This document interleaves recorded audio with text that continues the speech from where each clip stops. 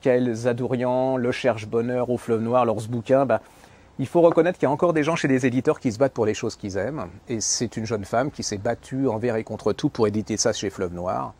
Elle a réussi, mais bon, c'est un peu dur pour elle.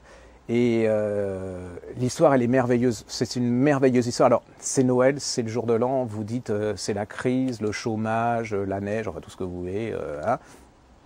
Qu'est-ce que c'est que cette histoire? Ça va vous faire peur au début. C'est l'histoire d'un vieux monsieur et d'une vieille dame qui vous ressemblent pas, mais qui pourraient être vos parents. Et qui sont en fin de vie, hein. Ils arrivent, elle doit avoir 80, lui 75 ou à peu près ça. Elle apparemment elle est très très malade, lui il perd un peu la boule. Ils sont américains et puis ils ont élevé leurs enfants comme vous, c'est-à-dire qu'ils sont des gens normaux, ils s'aiment, mais ils s'aiment comme les gens normaux, quoi. C'est-à-dire ils s'aiment depuis 40 ans, c'est plus comme maintenant où on se tire au bout de 2 ans quand ça va pas parce qu'on a gardé que le bien et on veut pas forcément le mal. Et donc ils sont aimés, ça a été la tendresse, et puis ils décident de remonter la route de leur jeunesse, c'est-à-dire la route 66, mythique. Et puis ils prennent leur Cherche-Bonheur, c'est un vieux camping-car qu'ils ont, vous savez qu'ils n'ont pas beaucoup de fric, donc c'est le vieux camping-car, et ils repartent alors que leur fille, leur médecin, tout ça disent mais restez chez vous, dans l'absolu, attendez de mourir tranquille, quoi, dans le confort, et eux ils décident de s'éclater.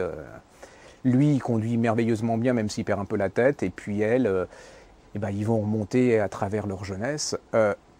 Ce bouquin, c'est très important. Alors, ils vont remonter. Alors, il va y avoir plein de trucs. Hein. C'est une balade merveilleuse, tout en tendresse. Il y a des trucs, des passages absolument merveilleux où, par exemple, ça m'a beaucoup touché, où elle est avec sa perruque, elle a dû faire chimio. Il fait très chaud.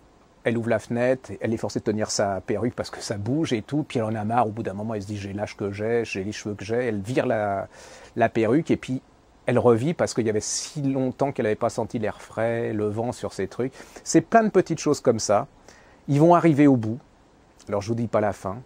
C'est jamais triste, c'est nostalgique, ça peut être mélancolique, c'est des gens qui aiment la vie, c'est des gens qui ont pleinement profité de la vie, qui n'ont pas trop de regrets. Et ce bouquin, c'est aussi un grand message vis-à-vis de tous les enfants par rapport à leurs parents, et les parents leur disent, leur crient, écoutez, c'est pas parce qu'on est malade, c'est pas parce qu'on a 80 ans qu'on est des neuneux. Notre destin, il est à nous, on a décidé, c'est notre liberté, on a décidé de choisir notre vie, puis laissez-nous vivre comme on est, et vous resterez toujours nos enfants, et nous, on est toujours vos parents, donc n'inversez pas les rôles.